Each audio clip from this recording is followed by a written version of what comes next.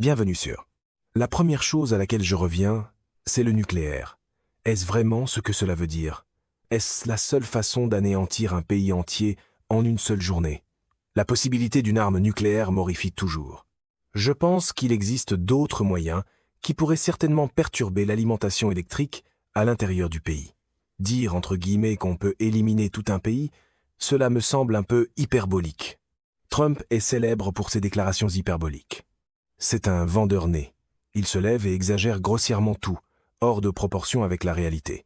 Avec ce style de politique, même l'apocalypse doit sonner comme un lancement de produit. Donc, mon hypothèse, c'est qu'il ne parle pas d'une arme nucléaire. Si c'est le cas, alors George Kennan l'a dit mieux que quiconque. L'arme nucléaire était un dispositif suicidaire, parce qu'il n'y avait pas d'application rationnelle possible. Même Staline disait qu'elle n'avait pas de véritable utilité militaire, parce qu'elle détruisait tout. Elle n'était utile que dans la mesure où elle permettait de protéger l'intégrité territoriale. J'espère donc que ce n'est pas de cela qu'il parle. Je pense qu'il s'agit probablement d'armes conventionnelles et qu'il existe des moyens novateurs de perturber le réseau électrique et, essentiellement, de plonger tout le pays dans le noir. Est-ce une situation permanente? Non. Est-ce que cela va gagner la guerre? Non. Absolument pas. C'est bien là le problème.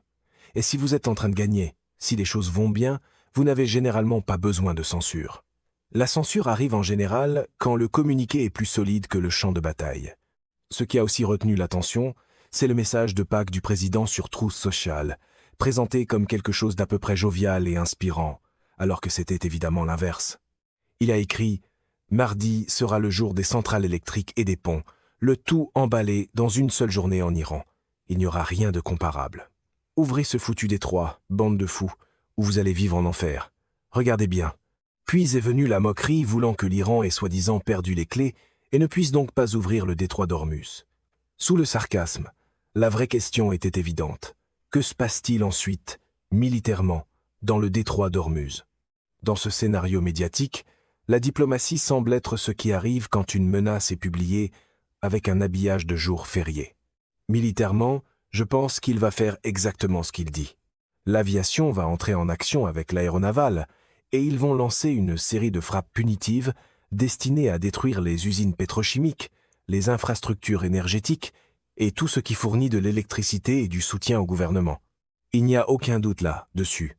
Encore une fois, est-ce que ce sera efficace? Je ne pense pas que cela changera grand-chose. On parle d'une puissance continentale. Nous sommes une puissance maritime et aérospatiale.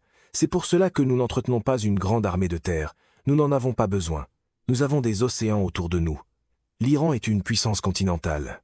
C'est pour cela qu'il a 1 million d'hommes sous les armes à l'intérieur du pays. C'est pour cela qu'il a investi massivement dans ce paradigme de frappe ISR, c'est à dire le renseignement, la surveillance et la reconnaissance qui relient les satellites et les moyens de collecte spatiaux au système de frappe. C'est ce qu'ils feront après que Trump aura achevé sa mission mardi soir ou quand il décidera de la commencer. Il faut toujours prendre ses échéances avec un grain de sel. Il n'est pas toujours complètement honnête là-dessus, et ce qui doit venir peut arriver plus tôt. Mais si cela se produit, les Iraniens vont réagir, et ils ont déjà dit ce qu'ils feront. Je trouve cela beaucoup plus inquiétant que tout ce que nous allons faire, parce qu'ils vont détruire tout ce qui est d'une qualité comparable en matière d'infrastructures énergétiques et de centrales électriques. Potentiellement, je ne sais pas si des usines de dessalement seraient visées ou non, mais si vous privez un pays d'électricité, le dessalement ne fonctionnera pas non plus. Les Iraniens peuvent retourner cela contre toute la côte ouest du golfe Persique. Le problème avec les échéances théâtrales, c'est que l'autre camp a encore droit à son tour. Je pense que cela achèvera les États du Golfe. Il y a près de 67 millions de personnes vivant dans cette région, de l'Oman jusqu'au Koweït et au sud de l'Irak. Ils ne pourront pas subvenir à leurs besoins. Ils ne pourront pas boire d'eau. Ils n'auront plus d'électricité. Je ne sais pas combien il en reste encore sur place, mais c'est en quelque sorte une condamnation à mort pour ces États du Golfe, et probablement aussi pour l'Arabie saoudite. C'est pourquoi je pense qu'il supplie le président Trump de faire autre chose et de commencer à réfléchir autrement. Il s'avère que la pression maximale est moins impressionnante quand les usines de dessalement s'arrêtent. Ce qu'il faut absolument comprendre ici, c'est que l'exigence d'Israël, pour ce qu'on appelle le Grand Israël, plus de territoire au Liban et en Syrie, puis ultimement en Irak, même au détriment de la Jordanie, de l'Arabie saoudite, du Sinaï et d'une partie de l'Égypte au-delà du Nil, interdit tout État palestinien. Cela rend impossible tout compromis avec l'Iran et avec n'importe quel pays musulman de la région. Au fond, c'est pour cela que nous nous battons, parce que l'objectif même de notre guerre est essentiellement de réaliser les objectifs israéliens. Nous n'avons aucun objectif territorial dans la région. Notre seul intérêt historique, c'était vraiment le pétrole et les 47 produits dans le monde que le pétrole permet de fabriquer, dont les dérivés pétroliers font partie, mais nous n'avons aucun intérêt pour le territoire lui-même. Pourtant, on nous demande de financer cette expansion. En même temps, on nous demande de rendre la région soumise à Israël, autrement dit de subordonner tout le monde là-bas à ce qu'Israël veut. Je ne vois pas cela se produire. Je ne pense pas que les populations de la région accepteront cela. Je ne pense pas qu'elles l'accepteront un jour. Je ne pense pas que l'outil militaire soit le bon instrument pour aider Israël à améliorer sa position dans la région. Donc, tout ce qu'on entend en ce moment est essentiellement un verdict sur Israël et sa destruction. Cela rend l'échec d'Israël inévitable. Il n'y a aucune chance qu'ils obtiennent ce qu'ils veulent. Nous ne pouvons pas rendre cela possible. Nous n'avons pas la puissance militaire pour le faire. Nous ne pouvons pas ouvrir ce détroit. C'est tout le problème. Cela ne peut pas se faire. Crier contre la géographie ne remplace pas une stratégie, même quand les micros coûtent très cher. Autre chose d'importante.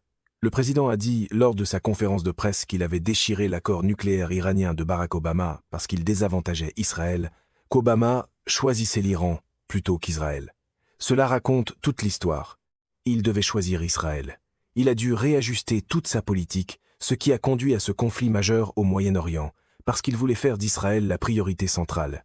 Il n'y a vraiment pas d'autre façon de le voir. À ce stade-là, la doctrine n'est plus vraiment une politique, mais un favoritisme affiché avec pupitre et micro. Il a mis la communauté économique mondiale sur la route d'une dépression. Ce n'est qu'une question de temps avant qu'elle ne frappe. Tout le monde pense exclusivement à l'essence. Mais il s'agit aussi du diesel, des plastiques, des engrais, des intrants. La liste continue. Toutes ces choses manquent dans le Sud global, et le Sud global est en énorme difficulté. Le Japon aussi. Le Japon essaye de remettre tous ses réacteurs nucléaires en service. Il lui reste beaucoup de travail à faire, mais il le fait. En même temps, il brûle tout le charbon qu'il peut acheter, d'où qu'il vienne. La même chose se produit en Corée. Ces États dont nous parlons, qu'il s'agisse de la Corée, du Japon, de l'Inde, de la plus grande partie de l'Asie du Sud-Est, ou de la plus grande partie de l'Afrique, ne sont pas nos ennemis. La plupart entretiennent de bonnes relations avec nous. Nous faisons du mal à nos amis, et nous les envoyons tous simultanément à la ruine. Cela nous affecte aussi. Le président Trump ne semble pas comprendre que le pétrole est une marchandise mondiale. Quand le prix monte à un endroit, il monte ailleurs aussi. Nous le voyons déjà augmenter ici. En ce moment, en Allemagne, il paie l'équivalent d'environ 11 $ le gallon d'essence, et ce prix va encore augmenter. Le slogan est peu, être national, mais la chaîne d'approvisionnement, elle, n'a jamais reçu la consigne. La situation en Europe est grave. Les gens enchérissent maintenant pour obtenir du pétrole. Les pétroliers qui auraient autrement pris la route de l'Europe et auraient pu atténuer ces conditions n'arrivent plus parce que les Japonais, les Coréens, les Indiens et d'autres peuvent offrir plus d'argent que les Européens pour l'énergie. Donc tout le système énergétique mondial est en train d'être perturbé et devra ultimement être reconstruit, et cela prendra une décennie ou plus. Rien de cela ne semble vraiment pénétrer les esprits. Je pense que tant que le marché boursier ne s'effondrera pas, et je pense qu'il s'effondrera, les gens ne comprendront pas. Je ne sais pas si cela arrivera dans 3 semaines ou dans 3 mois, mais il va bel et bien plonger. Nous entrons dans une phase où les achats de panique vont devenir une réalité. Pour reprendre le point sur les pénuries d'engrais et tout ce qui y est lié, il ne s'agit pas seulement du prix de l'essence. C'est l'ensemble de ce qu'on voit se propager à travers toute l'Asie du Sud-Est en ce moment, et la seule question est de savoir dans combien de temps cela va se répercuter en Europe et aux États-Unis. Rendu là, le cheur habituel à la télévision expliquera probablement que les tablettes vides sont une preuve de leadership fort. L'Europe, en fait, est déjà en train de s'effriter. L'Allemagne, en particulier, se trouve dans la pire position imaginable. Elle a déjà traversé ce long processus de désindustrialisation parce que Biden a décidé de détruire le pipeline qui lui apportait de l'énergie bon marché de Russie. L'Allemagne ne peut plus faire affaire avec la Russie. Elle dépend désormais de sources extérieures et les pipelines qui remontent vers le nord vont être coupés par les Iraniens. Puis vient la question suivante. Que se passe-t-il quand les Houthis finiront par couper l'accès à la mer Rouge? Tout cela va se combiner pour amener essentiellement l'économie mondiale à l'arrêt. À mesure que cela commencera à se développer de façon spectaculaire et à nous frapper chez nous aussi, je pense que la guerre de Trump prendra fin malgré lui, ultimement. Mais il va se retrouver dans de très graves ennuis. S'il continue sur cette voie, il risque de devenir une cible potentielle du 25 amendement. Il y a aussi toutes ces questions qui circulent sur le fait qu'il soit ou non dans son bon état d'esprit. Il semble être une personne complètement différente de celle que l'on connaissait et qu'on interviewait régulièrement. Il y a des inquiétudes sur une possible démence. Il y a eu des rumeurs disant qu'il avait été transporté d'urgence à l'hôpital l'autre jour. Alex Jones parlait de ses chevilles enflées comme d'un signe d'insuffisance cardiaque. Qui sait? Ce genre de choses s'emballe vite. Malgré tout, quelque chose semble anormal. Ce n'est pas l'homme que j'ai connu en 2020 quand j'ai eu l'occasion de m'asseoir et de parler avec lui. Il était alors très différent. Il était beaucoup plus détendu. Je dirais qu'il semblait tout à fait maître de ses facultés. Quand je l'écoute aujourd'hui, ce n'est plus la même personne. Je pense qu'il y a de sérieux problèmes. Je ne suis pas médecin et je ne peux pas poser de diagnostic. Mon point, c'est simplement qu'il est sur une trajectoire très dangereuse vers l'enfer. Ces déclarations qui sortent au beau milieu de la nuit, comme la dernière à Pâques, signalent une certaine qualité de déséquilibre chez cet homme, et cela doit être pris en compte. Quand les publications de minuit commencent à faire le travail de la diplomatie, la salle de presse devient un moulin à rumeurs avec un meilleur éclairage. Les gens au Capitole s'en rendent compte. Le sénateur Curtis, un républicain, a enfin dit que cette guerre ne devrait pas continuer au-delà de 60 jours sans déclaration de guerre. Alléluia. Il a tout à fait raison. C'est un peu tard, dirais-je, mais Dieu merci, quelqu'un l'a enfin soulevé. Au lieu d'attaquer personnellement le président Trump, ce qui est une perte de temps, les gens devraient se ranger aux côtés de Curtis, qu'il soit démocrate ou républicain, et faire valoir le même point. Nous dépensons énormément d'argent là-bas. Nous n'en retirons pas grand-chose, à mon avis. Il faut trouver un moyen de mettre un terme à cela. Malheureusement, nous sommes engagés dans les objectifs d'Israël, et les Israéliens se sont montrés très résistants à toute forme de compromis. Une autre chose que je continue de surveiller, c'est le cycle des histoires sur l'avion de l'Apocalypse. On voit la même chose avec Netanyahou. Un signal dramatique apparaît, puis rien ne se passe. Ensuite arrive un article du Daily Mail disant que l'avion de l'Apocalypse de Trump a été aperçu en train de tourner autour d'un centre de commandement de guerre américain pendant que l'Iran rejetait un cessez-le-feu, que son appareil de commandement d'urgence tournait au-dessus d'une base qui abrite le centre de commandement nucléaire des États-Unis et que le Boeing Equator B Night Watch a effectué plusieurs boucles au-dessus de la base aérienne d'Offutt, au Nebraska. La gestion moderne des crises semble désormais exiger un survol, une fuite et un titre qui sonne comme une bande-annonce de film. J'espère qu'il n'y a pas grand-chose à en tirer, mais cela pourrait vouloir dire qu'une décision a été prise, à ce moment précis, d'envoyer des signaux qu'ils pensent capables d'intimider d'une façon ou d'une autre les Iraniens ou quiconque. Ce genre de choses ne fonctionne pas. Cela n'a jamais fonctionné. Sous le président Trump, nous avons menacé tellement de gens, si souvent.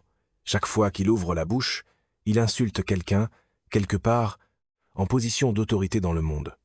Nous sommes arrivés à un point où la réponse à Trump va être davantage de résistance, davantage d'hostilité et une plus grande disposition à se battre. Donc, en plus de tout ce qui a déjà été mentionné, je pense que mardi pourrait aussi voir l'emploi de certaines forces au sol dans le golfe Persique. Je pense que cela se ferait en partant de l'idée que cela va d'une façon ou d'une autre dégager le golfe. Mais ce n'est pas possible. Il n'est pas nécessaire d'être assis en plein milieu du détroit d'Ormuz pour empêcher les choses d'y circuler. Il suffit de faire comprendre très clairement que l'on dispose de missiles balistiques tactiques et de drones capables de détruire tout ce qui essaie d'y passer. Cela peut se faire. À moins que tous les systèmes de frappe situés dans un rayon de quelques centaines de kilomètres à l'intérieur de l'Iran ne puissent être neutralisés, à moins qu'on ne puisse arrêter ou perturber les communications entre les satellites qui fournissent les données de ciblage à ces systèmes, rien ne changera. Personne de sensé ne voudra couvrir ces transports avec de l'assurance. Je ne sais pas pourquoi quelqu'un pense que cela peut être réglé militairement, parce que, pour ma part, je ne vois tout simplement pas comment cela pourrait fonctionner. Le discours de vente est toujours décisif, mais le marché de l'assurance continue, lui, de lire la carte. Je reviens aussi sans cesse à cet argument voulant qu'une arme nucléaire en Iran affecterait aussi Israël. Il n'y a pas ici de mystérieuses armes nucléaires de précision. Les ogives nucléaires peuvent être tout aussi précises que les ogives conventionnelles, sauf qu'au moment de la détonation, elles sont infiniment plus destructrices et entraînent des effets à long terme. Nous savons ce que cela signifie. Vous pouvez empoisonner l'atmosphère, empoisonner le sol, et condamner des gens à mourir de toutes sortes de cancers pendant des années. C'est cela, la différence, et c'est pour cela que nous ne voulons rien avoir à faire avec les armes nucléaires. On finit par tout détruire. Il n'y a aucun véritable avantage stratégique, à moins que le but soit de tuer. C'est pourquoi, franchement, je ne crois pas que le président Trump emploierait une telle arme, ni que quiconque aux États-Unis le ferait, parce que je ne pense pas que notre objectif soit de massacrer 1 million de personnes en Iran. D'un autre côté, je m'inquiète pour ce qui est d'Israël. Il suffit d'écouter ce qu'ils ont dit et de voir ce qu'ils ont fait en divers endroits. Ils ont, sans hésitation, tué en grand nombre des gens dont ils voulaient se débarrasser. Oui, je m'inquiète pour ce qui est des Israéliens, et je ne vois aucun signe montrant que nous ayons une véritable influence sur eux. Je ne vois l'influence aller que dans un seul sens, deux vers le président Trump et ses conseillers. Dans cet arrangement, l'influence semble monter la pente, pendant que la responsabilité redescend le long du pupitre. Ce à quoi je reviens ensuite, c'est tout simplement à la géométrie militaire de cette affaire. Quand je regarde les troupes au sol, quand je regarde ce qui ressemble à une mobilisation massive sur toute la ligne, avec plusieurs porte-avions désormais dans la zone, je vois un problème très simple. En ce moment, dans le Golfe, il y a une surveillance persistante, 24 heures sur 24, 7 jours sur 7, 365 jours par année, à une distance allant de 600 à 1200 milles de l'Iran. Tracez un cercle et partez des frontières de l'Iran sur 600 à 1000 milles. Cela veut dire que tout ce qui s'y trouve peut potentiellement être vu compte tenu des armes qu'ils possèdent et de leur technologie de missiles. Cela signifie que si des forces américaines sont en mer, dans les airs, au sol, sur une piste d'atterrissage, sur un aérodrome, ou si des soldats ou des marines tentent d'entrer dans le golfe Persique, qu'ils arrivent par voie aérienne ou de toute autre façon, ils opèrent dans une zone de mort. Voilà ce qu'il faut comprendre.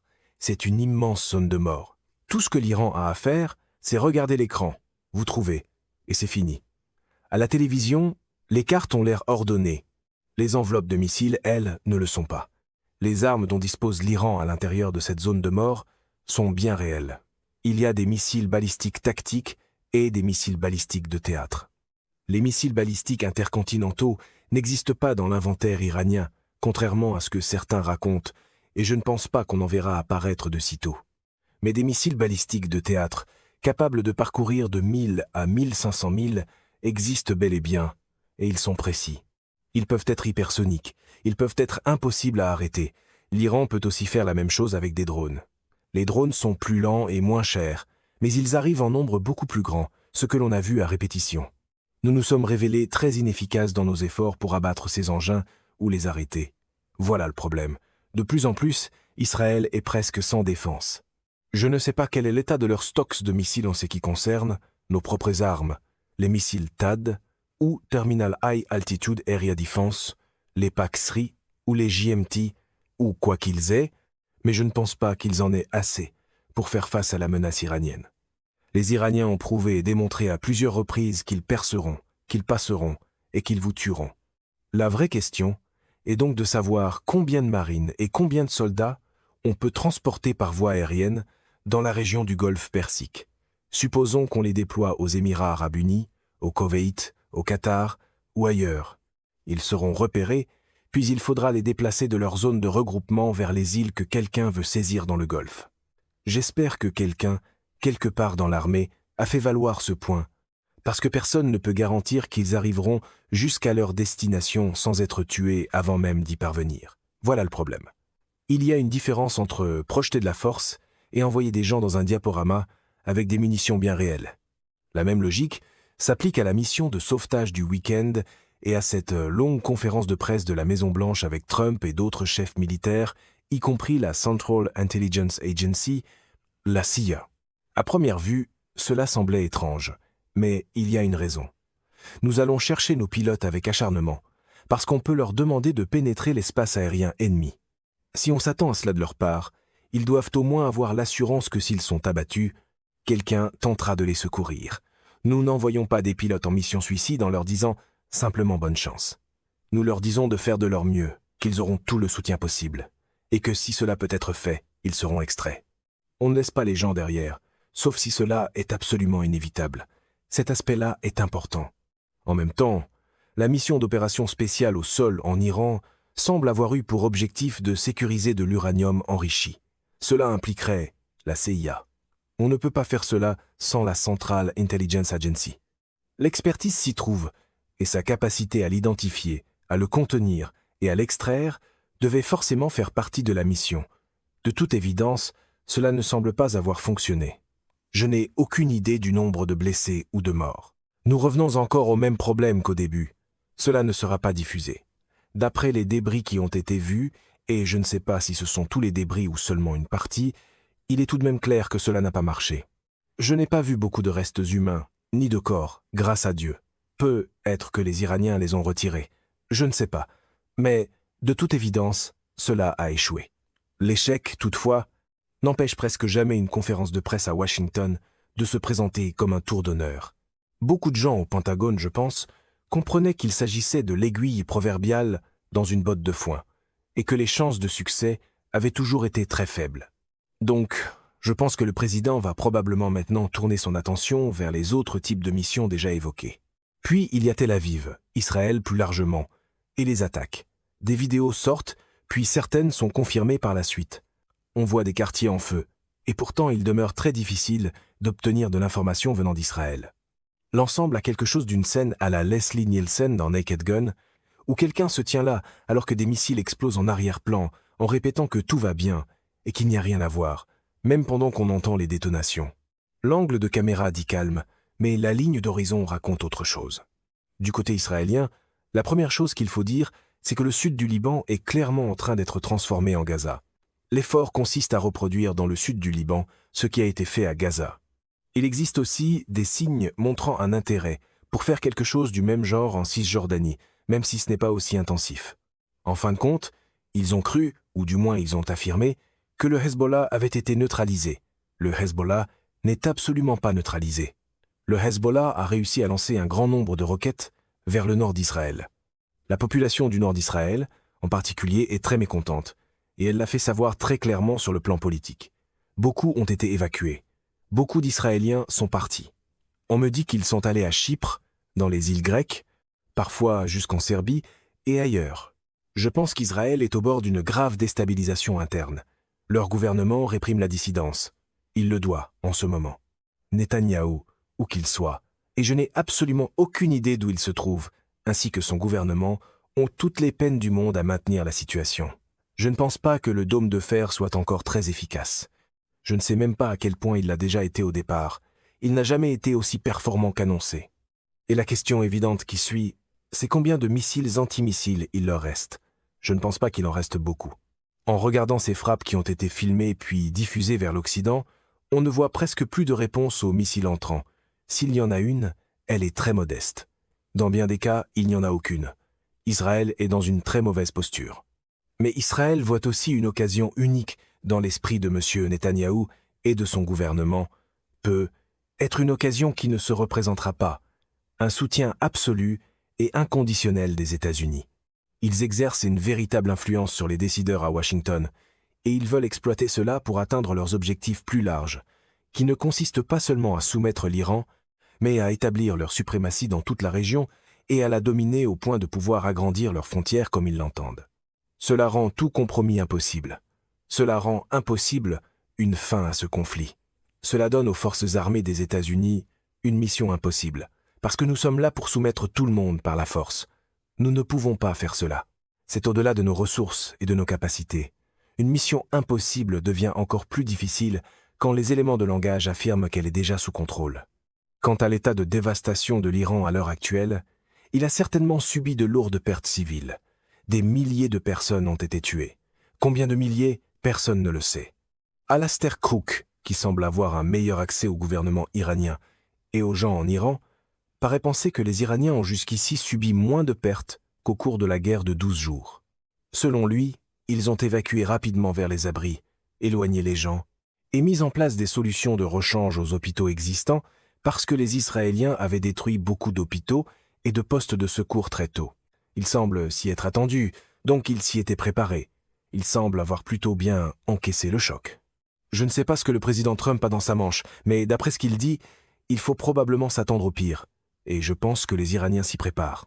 Le point essentiel, c'est qu'il s'agit d'une puissance continentale de la moitié de la taille de l'Inde, avec 93 millions d'habitants. Ils encaisseront les dégâts. Ils absorberont la punition, tout comme les Soviétiques ont absorbé des châtiments énormes dans le passé pendant la Seconde Guerre mondiale et durant l'invasion de la Russie par Napoléon. C'est un vaste territoire avec une très grande population. Ils ne peuvent pas tout protéger, donc ils n'essaient pas. Ils acceptent le fait qu'ils vont subir des dommages. C'est aussi pourquoi ils savent mobiliser leur population et faire sortir les gens. C'est ce qui s'est passé avec la mission des forces spéciales.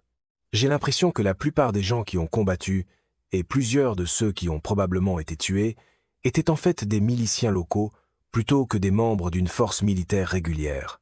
Donc ils sont prêts. Je pense qu'ils encaisseront tout ce qu'on leur infligera, puis ils riposteront. Ils contre-attaqueront. Malgré toute la fanfaronnade des points de presse, l'attrition refuse toujours de suivre le scénario.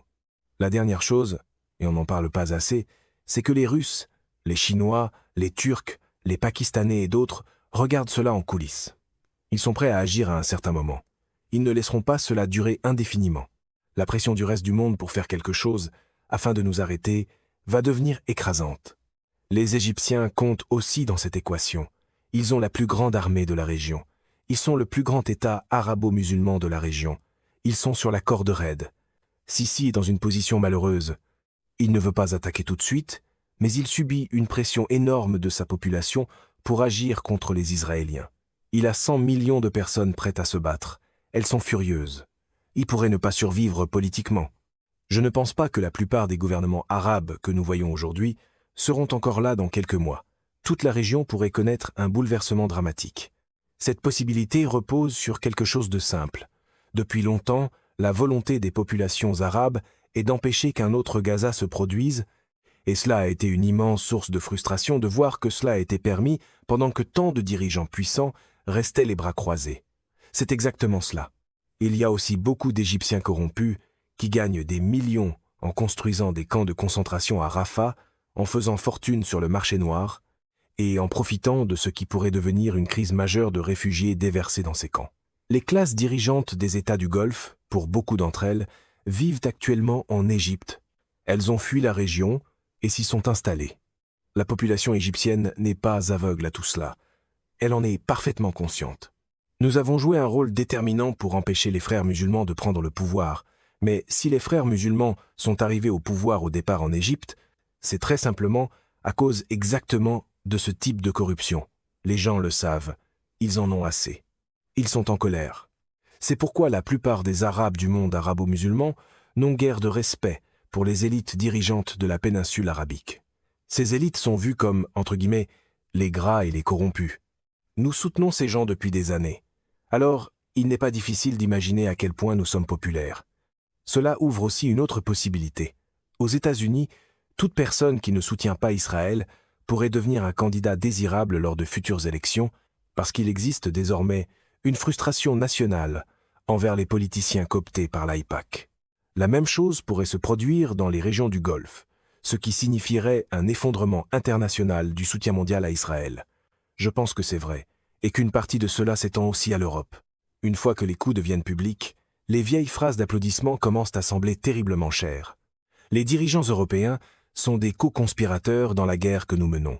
Plus important encore, ils ont totalement échoué à protéger leur propre population. Quand on dirige un pays, on est censé abriter, nourrir et protéger son peuple. Qu'est-il arrivé en Europe? Les gens ne sont pas protégés, ils n'auront pas assez à manger. Ils ne seront pas capables d'alimenter leur système, de chauffer leur maison, de se protéger ou de faire fonctionner les hôpitaux. L'enfer va aussi se déchaîner en Europe. Cela se prépare depuis longtemps, et maintenant cela va arriver à échéance. La situation tactique ne va pas beaucoup changer. C'est la lutte stratégique qui compte. Cela ramène tout au point de départ. Cette catastrophe économique est causée par la perte de 20% des ressources mondiales, et en réalité c'est encore plus que cela.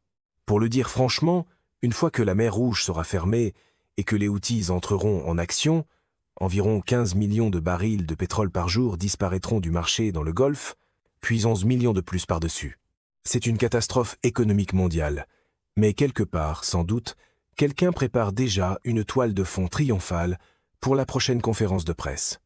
C'est la fin de ce bulletin d'information. N'oubliez pas de vous abonner pour ne rien manquer de l'actualité en France et dans le monde. Merci de nous avoir suivis. Au revoir, à bientôt.